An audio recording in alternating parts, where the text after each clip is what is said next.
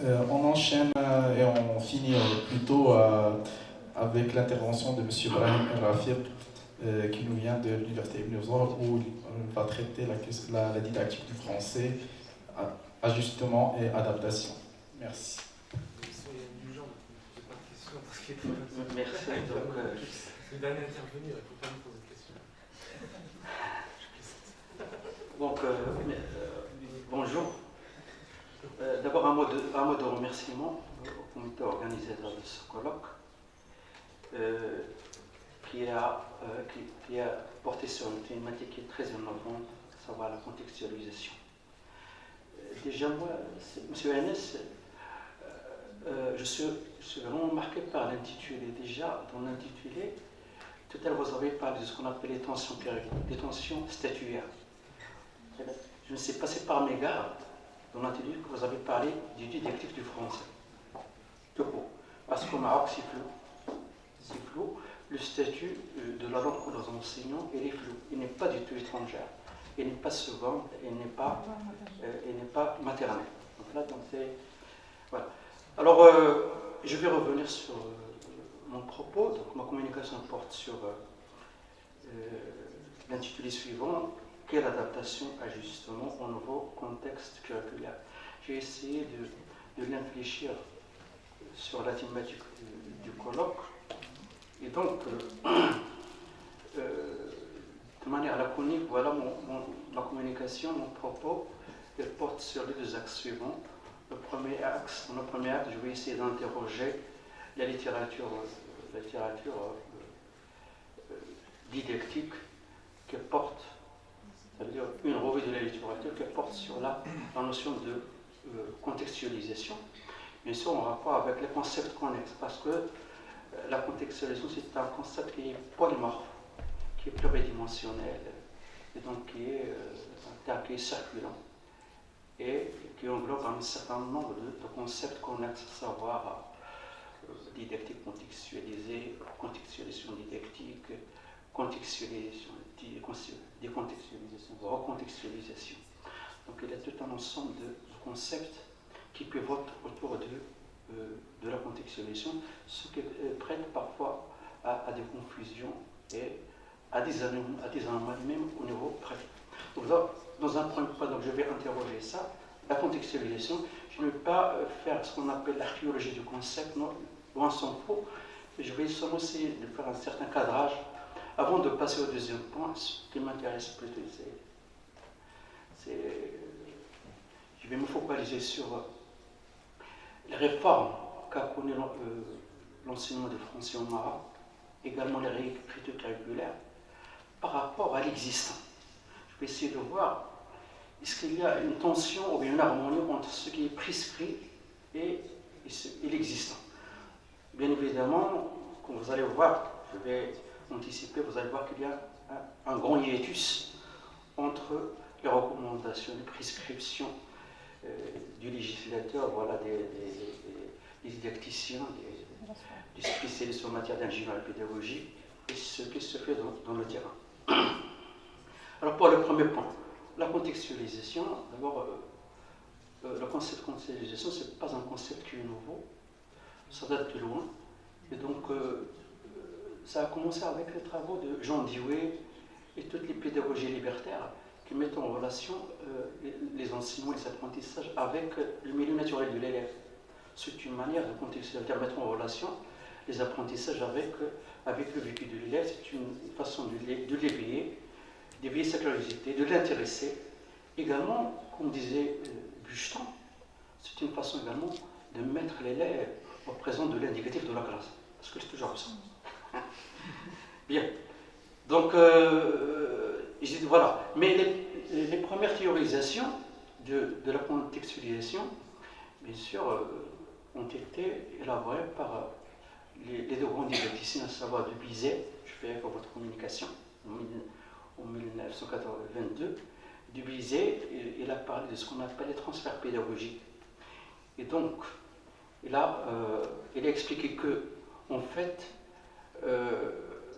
la contextualisation, c'est quoi pour lui? C'est le fait d'adapter une méthodologie instituée, élaborée dans un contexte donné, à un contexte, un nouveau contexte, et donc il a soulevé les problèmes de l'étrangeté de cette méthodologie-là et les enjeux qui font surface quand on va la mettre en pratique. Voilà. Deuxième didacticien, c'est Robert Galisson, c'est en 1992. Voilà.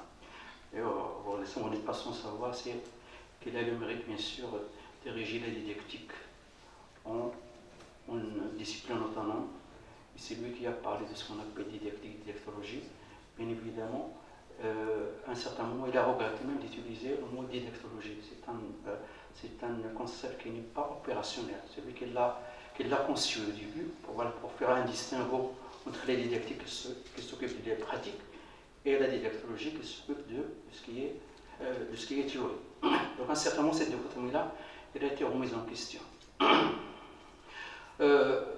J'ai dit bien que Galisson, lui, il a porté sa réflexion également sur le transfert de ces méthodologies aussi. Il a remarqué qu'en fait, il y a des méthodologies qui sont exportées, qui sont importées d'un contexte particulier et qui sont incompatibles avec le contexte dans lequel on a essayé de les implémenter, de les ancrer. Donc il a donné l'exemple. Il a remarqué que par exemple l'approche communicative, à un certain moment, lui aussi, il a essayé, lui, avec certains didacticiens, il a essayé de l'implémenter dans le cadre de Proche-Orient. Donc il a remarqué que c'est impossible. Pourquoi? Parce qu'il y a toute une culture éducative qu'il faut prendre en considération. La langue arabe, il est régi par des normes langagières et sociales qui ne sont pas les mêmes que le français. D'où l'impossibilité par exemple, de mobiliser cette approche-là en langue arabe. Vous n'êtes pas sans savoir, par exemple, pour la langue arabe, vous savez que l'approche communicative, c'est une approche qui prend appui sur les actes de parole, etc. Mais au Maroc, l'arabe qui s'enseigne, ce n'est pas l'arabe qui est qu'on pratique dans la vie quotidienne. Est-ce que vous comprenez? D'où l'impossibilité, par exemple, d'optimiser la mise en place de cette approche au Proche-Orient. Il y a un autre théoricien qui a parlé également, qui a abordé la notion de cette contextualisation, c'est Blanchet. Et donc Blanchet, il a beaucoup insisté sur la nécessité d'une réflexion merement réfléchie sur le contexte. C'est toujours intéressant, avant par exemple d'instaurer une politique éducative, etc., il faut prendre en considération le contexte et également, surtout, il a ajouté ça. Alors, l'étude de contexte se fait par le truchement de ce qu'elle a appelé une ethnographie scolaire. Cette ethnographie scolaire, bien sûr, il prend appui sur les composantes suivantes.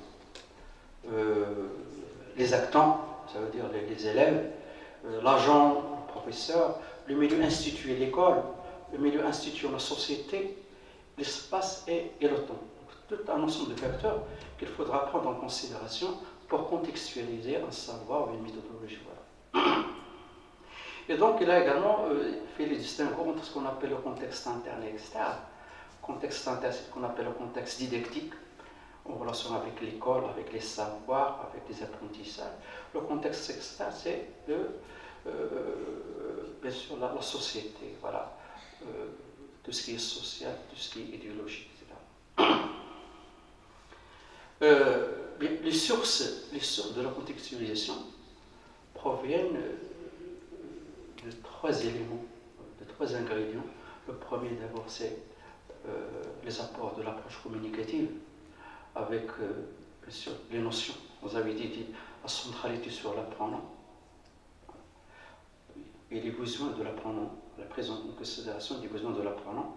Ce sont des éléments qu'on prend en considération dans la contextualisation. Et également, l'approche communicative aussi, il a beaucoup alimenté la contextualisation par ce qu'on appelle la notion de compétence communicative. Vous n'êtes pas sans savoir que bien sûr, la compétence communicative, elle dépasse largement ce qui est linguistique, voilà, pour embrasser ce qui est culturel, ce qui est socioculturel. D'ailleurs, Heinz, dans le cadre de ce qu'on appelle l'ethnographie de la communication, il a élaboré un modèle de communication qu'il a appelé Speaking. Et dans ce modèle-là, il a essayé de montrer que la langue, elle est régie par ce qu'on appelle les règles, des règles socioculturelles. D'où l'intérêt, voilà, d'où l'intérêt en didactique, d'intégrer le facteur social dans l'enseignement de la langue, c'est-à-dire un basculement entre le code, voilà, et le social. Un autre élément qui a nourri la réflexion en matière de contextualisation, c'est les apports de la sociolinguistique, avec le concept de l'évaluation linguistique, évidemment. Les travaux de Levov et Bernstein en témoignent.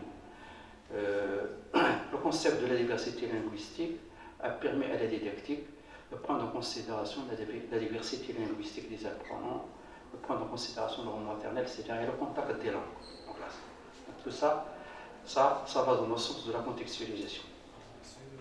Et puis également, bien sûr, cette sociolinguistique s'est érigée en ce qu'on appelle la sociodidactique, qui est en cours de construction, en cours de structuration, parce qu'elle n'est pas encore élaborée en tant que discipline autonome.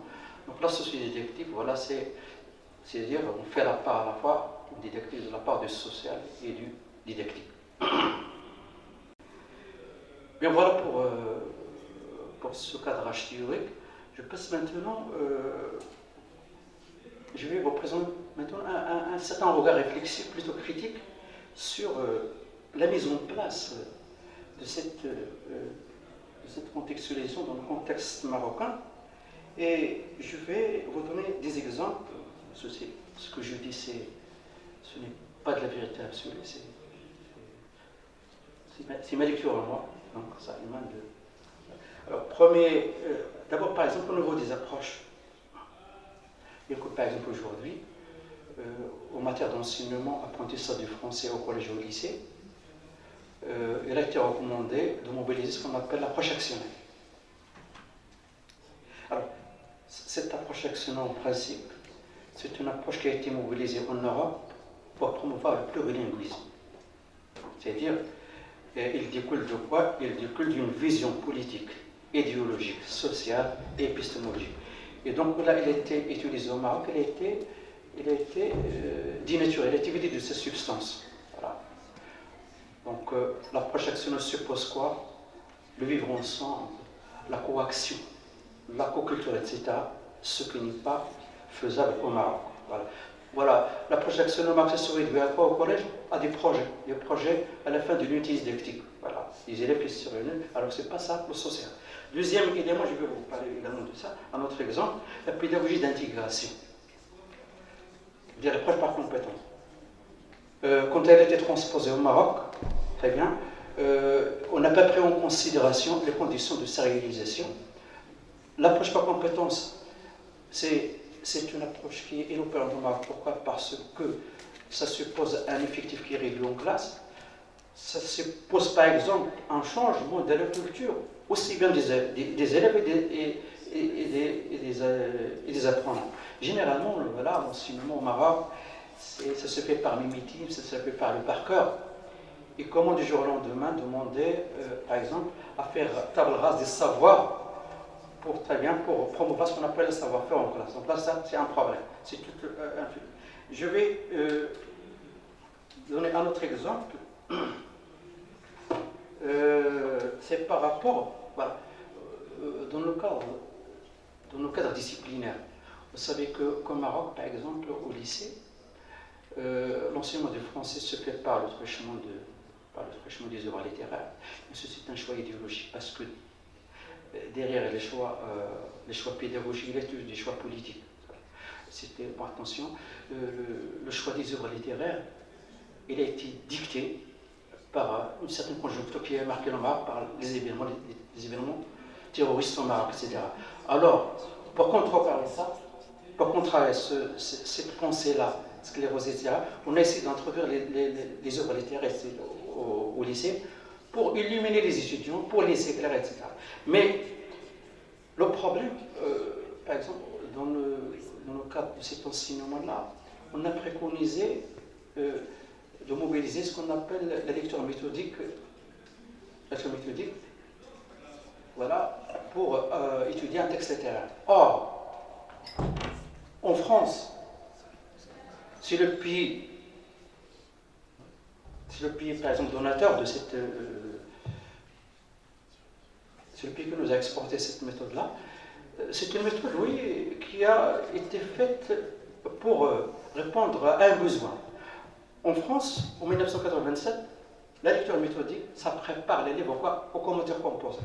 Or, dans nos classes au lycée, la lecture méthodique telle qu'elle se fait avec la découverte des axes de lecture, etc., ça n'a rien à voir avec le commentaire composé auquel il a été prédestiné dans le milieu, dans l'hexagone.